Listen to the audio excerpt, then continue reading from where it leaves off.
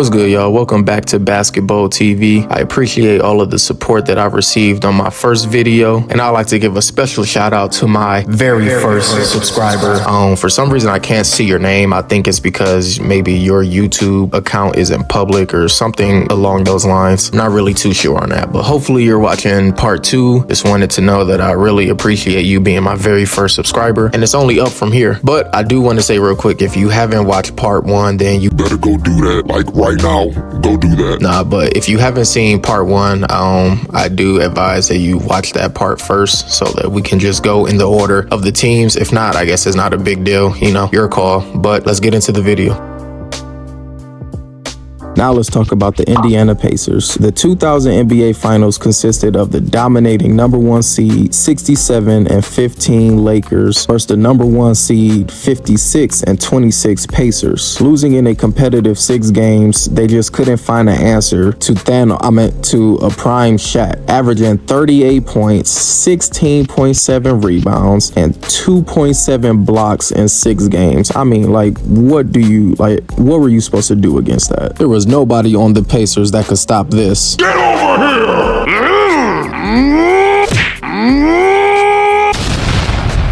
Over the next 23 seasons, the Pacers made the playoffs 15 times, mostly first-round exits. I feel the Pacers had bad timing in their playoff runs, facing dynasty teams such as the 2000 Lakers, the Big Three Miami Heat, LeBron returning to Cleveland with Kyrie and Kevin Love, getting their dreams cut short in 2013 and 2014 conference finals to the Big Three Miami Heat. Even after having a good regular season, they just couldn't find the same success in the playoffs. After missing the playoffs in the past 3 seasons and currently sitting at the 8th seed, hopefully they can actually make it into the playoffs this year with their new I guess you can call this a big 3 with Tyrese Halliburton, Miles Turner, and Pascal Siakam. If the playoffs were to start today, though, I have the Celtics winning and adding another first-round exit to the Pacers' history. But in all honesty, if anyone can pull off one of the biggest upsets in NBA history, it's Halliburton and the Pacers. As shown in the in-season tournament, no one had them making it to the finals except maybe Pacer fans. They defeated the more favored and the new looks Celtics and Milwaukee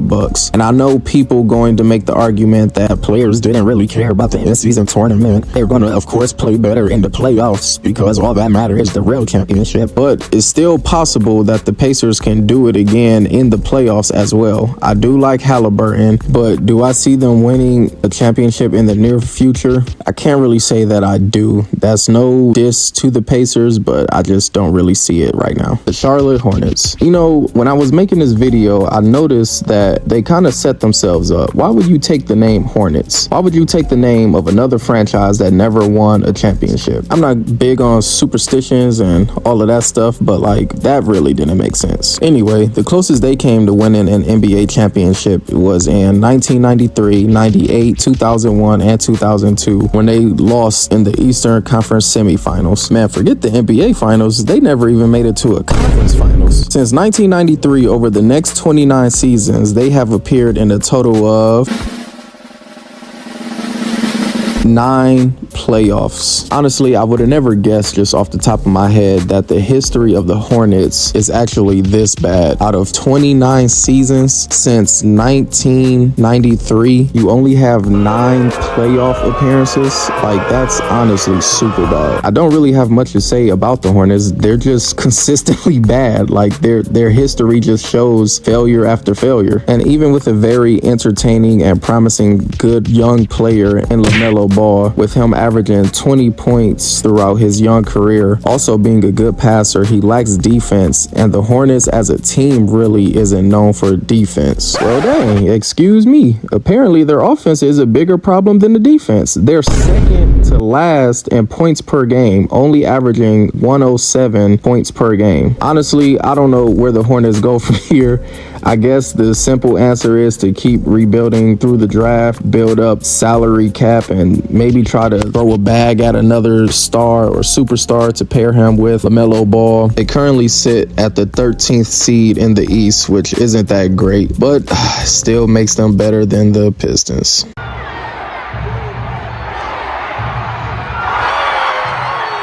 The Minnesota Timberwolves. The closest they came to winning a championship was in 2004. Like the Pelicans, they never even made it to the finals. But in 04, led by Kevin Garnett, they lost in the Western Conference Finals to the Hall of Fame stacked Lakers team.